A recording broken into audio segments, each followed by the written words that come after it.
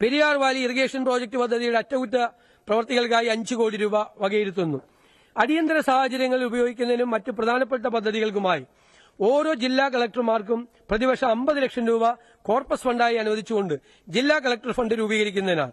ഇതിനായി 7 കോടി രൂപ വകയിരുത്തുന്നു. ഇതിന്റെ വിനിയോഗം സംബന്ധിച്ച വിശദമായ മാർഗനിർദ്ദേശങ്ങൾ പുറപ്പെടുവിക്കുന്നതാണ്. ബാലരാമപുരം നാവായിക്കുളം റിംഗ് റോഡ് പദ്ധതിക്കായി പ്രാരംഭമായി 100 കോടി രൂപ വകയിരുത്തുന്നു. ചാലിശ്ശേരി CHC കെട്ടിടത്തിനായി 2 കോടി രൂപ.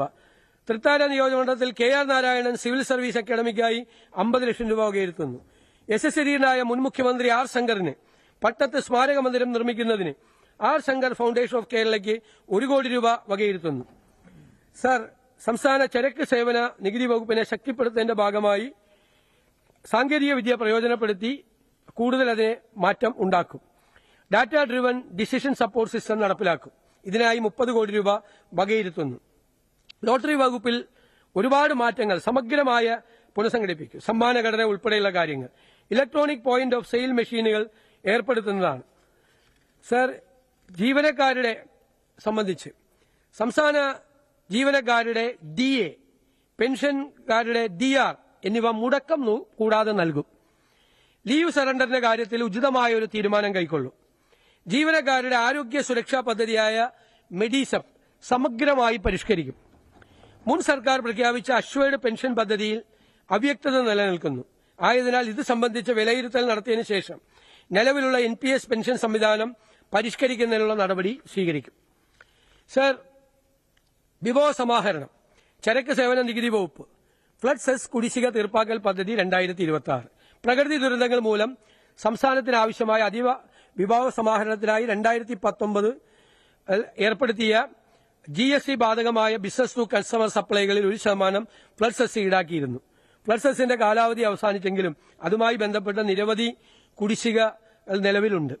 അതുകൊണ്ട് ഇത്തരം കുടിശ്ശികൾ തീർപ്പാക്കുന്നതിന് അവസരം വേണം എന്നുള്ള ആവശ്യം ഉന്നയിച്ചിരിക്കുന്നതിനാൽ വ്യാപാരികൾക്ക് ആശ്വാസം നൽകുന്നതിന് ഫ്ലഡ് സെസ് കുടിശ്ശിക തീർപ്പാക്കൽ പദ്ധതി 2026 എന്ന ആംനസ്റ്റി പദ്ധതി പ്രഖ്യാപിക്കുന്നു. ഈ പദ്ധതിയിൽ ഉൾപ്പെടുന്ന നികുതിദായകർക്ക് കുടിശ്ശികയുള്ള ഫ്ലഡ് സെസ് മാത്രം ഒടുക്കുന്ന പക്ഷം അതുമായി ബന്ധപ്പെട്ട പലിശയും പിഴയും പൂർണ്ണമായി ഒഴിവാക്കുന്നതാണ്. ഈ പദ്ധതി പ്രകാരം കുടിശ്ശിക തീർപ്പാക്കുന്നതിനുള്ള അവസാന തീയതി 2027 മാർച്ച് 31 ആയിരിക്കും. ചെറുകിട നികുതി കുടിശ്ശിക തീർപ്പാക്കൽ പദ്ധതി. GST നിയമം വരുന്നതിന് മുമ്പുള്ള വിവിധ നികുതി നിയമങ്ങളുമായി ബന്ധപ്പെട്ട് നിരവധി കുടിശ്ശികൾ നിലനിൽക്കുന്നുണ്ട്. പല കുടിശ്ശികളും വളരെ പഴക്കമേറിയതും ചെറിയ തുകകൾ ഉൾപ്പെടുന്നവയും ആണ്. സർ, അതുകൊണ്ട് Kerala surcharge on taxes act തുടങ്ങിയ നിരവധി നിയമങ്ങളുമായി ബന്ധപ്പെട്ട പഴയകാല നികുതി നിയമങ്ങളുമായി ബന്ധപ്പെട്ടിട്ടുള്ള 2017-18 സാമ്പത്തിക വർഷം വരെയുള്ള നികുതി നിർണയ ഉത്തരവുകളിൽ 50,000 മുകളിൽ വരുന്നതും എന്നാൽ 2 ലക്ഷം കവിയാത്തതുമായ നികുതി തുകയുള്ള കുടിശ്ശികകളെ അവയുടെ പിഴയും പലിശയും അടക്കം പൂർണ്ണമായി ഒഴിവാക്കും. ഈ ആനുകൂല്യം 2027 മാർച്ച് 31 വരെ തീർപ്പാക്കുന്ന നികുതി നിർണയ ഉത്തരവുകളിലെ നികുതി കുടിശ്ശികകൾക്കും ബാധകമായിരിക്കും. എന്നാൽ ഈ ആനുകൂല്യം കേരള പൊതുവിൽപ്പന നികുതി നിയമം 1963 പ്രകാരമുള്ള മദ്യവിൽപ്പനയുമായി ബന്ധപ്പെട്ട കുടിശ്ശികകൾക്ക് ബാധകമായിരിക്കില്ല. വീര്യം കുറഞ്ഞ മദ്യത്തിന്റെ വിൽപ്പന നികുതി നിരക്ക്. സംസ്ഥാനത്ത് വീര്യം കുറഞ്ഞ മദ്യത്തിന്റെ വിപണനം അനുവദിക്കുന്നതിനായി 2022-23 അബ്കാരി നയത്തിന്റെ അടിസ്ഥാനത്തിൽ കഴിഞ്ഞ സർക്കാരിന്റെ കാലയളവിൽ വിദേശ മദ്യചട്ടങ്ങളിൽ ഭേദഗതി വരുത്തി ഉത്തരവ് പുറപ്പെടുവിച്ചിരുന്നു. പ്രസ്തുത ഭേദഗതി പ്രകാരം 0.5% മുതൽ 20% വരെ ആൽക്കഹോൾ വീര്യമുള്ള ബിയറും വൈനും ഒഴികെയുള്ള മദ്യ ഉൽപ്പന്നങ്ങളെ ലോ ആൽക്കഹോളിക് ബിവറേജ് എന്ന ഒരു പ്രത്യേക വിഭാഗമായി പരിഗണിച്ചിട്ടുണ്ട്. ഈ വിഭാഗത്തിൽ ഉൾപ്പെടുന്ന മദ്യ ഉൽപ്പന്നങ്ങളുടെ നികുതി ഘടനയിൽ വ്യക്തത വരുത്തുന്നതിനായി അവയ്ക്ക് അനുയോജ്യമായ വിൽപ്പന നികുതി നിരക്ക് കേരള പൊതുവിൽപ്പന നികുതി നിയമപ്രകാരം നിശ്ചയിക്കേണ്ടതുണ്ട്. ഈ സാഹചര്യത്തിൽ 0.5% മുതൽ 10% വരെ വീര്യമുള്ള ഇത്തരം ഉൽപ്പന്നങ്ങൾക്ക് 120% വിൽപ്പന നികുതി നിരക്കും 10% മുതൽ 20% വരെ വീര്യമുള്ളവയ്ക്ക് 175% വിൽപ്പന നികുതി നിരക്കും നിശ്ചയിക്കുന്നു.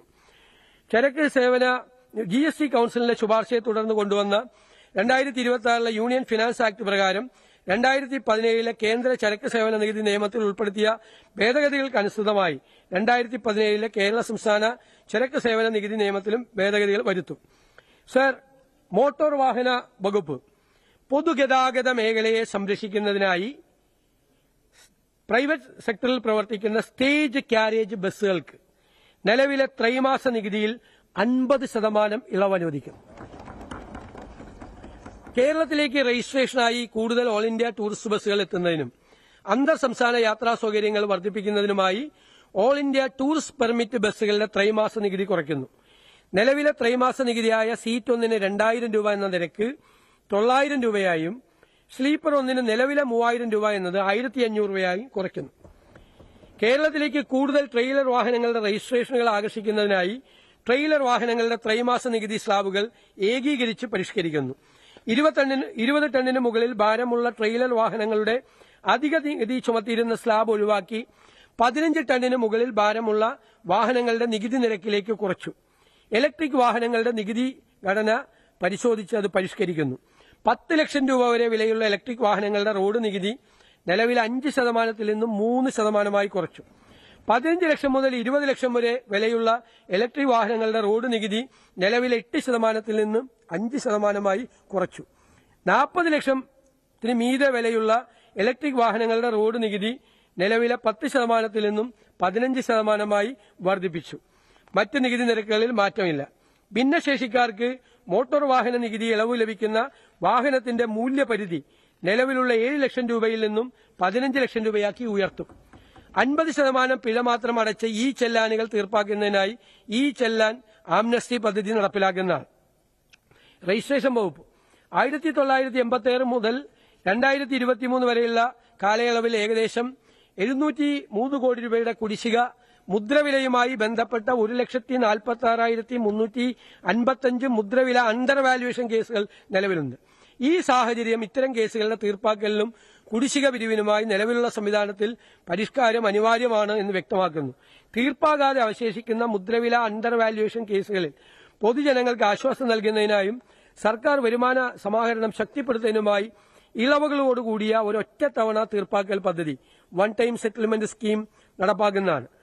2010 മാർച്ച് 31 വരെയുള്ള കാലയളവുമായി ബന്ധപ്പെട്ട് ദീർഘകാലമായി തീർക്കാതെ കിടക്കുന്ന അണ്ടർ വാല്യുവേഷൻ കേസുകളിൽ ദീർഘകാലമായി നിലനിൽക്കുന്ന ചെറുകിട ബാധ്യതകൾ അവസാനിപ്പിക്കുന്നതിനായി അന്തിമ ഉത്തരവ് പ്രകാരം നിർണയിക്കപ്പെട്ട അധിക മുദ്രവില 10,000-ൽ താഴെയായി കേസുകളിലെ ബാധ്യത ഒറ്റത്തവണ നടപടിയായി എഴുതിത്തള്ളുന്നതാണ്. ഈ നടപടിയിലൂടെ ഉയർന്ന മൂല്യമുള്ള വരുമാന ശേഖരണ നടപടികളിൽ സർക്കാരിന് കൂടുതൽ ശ്രദ്ധ കേന്ദ്രീകരിക്കാൻ കഴിയും. പരിസ്ഥിതി സൌഹൃദ നിർമ്മാണ പ്രവർത്തനങ്ങൾ പ്രോത്സാഹിപ്പിക്കുന്നതിനായി നിലവിൽ അർഹതയുള്ള ഫ്ളാറ്റുകൾക്കും അപ്പാർട്ട്മെന്റുകൾക്കും അനുവദിച്ചിട്ടുള്ള 4% മുദ്രവില നിരക്ക് നിശ്ചിത മാനദണ്ഡങ്ങൾ പാലിക്കുന്ന Kerala real estate regulatory authority (KRERA) register ചെയ്ത എല്ലാ വില്ലകൾക്കും ബാധകമാക്കുന്നതാണ്. സ്റ്റാമ്പ് ആക്ട് 1959 പ്രകാരം ലഭ്യമായ എല്ലാ അപ്പീൽ പരിഹാര മാർഗങ്ങളും പൂർത്തിയായ ശേഷവും അണ്ടർ വാല്യുവേഷൻ കേസിൽ നിർണയിക്കപ്പെട്ട അധിക മുദ്രവില അന്തിമ ഉത്തരവിന്റെ തീയതി മുതൽ 60 ദിവസത്തിനകം അടയ്ക്കുന്നതിൽ വീഴ്ച വരുത്തുന്ന പക്ഷം കുടിശ്ശിക തുകയിന്മേൽ യഥാർത്ഥ അടവ് തീയതി വരെ പ്രതിമാസം 1%.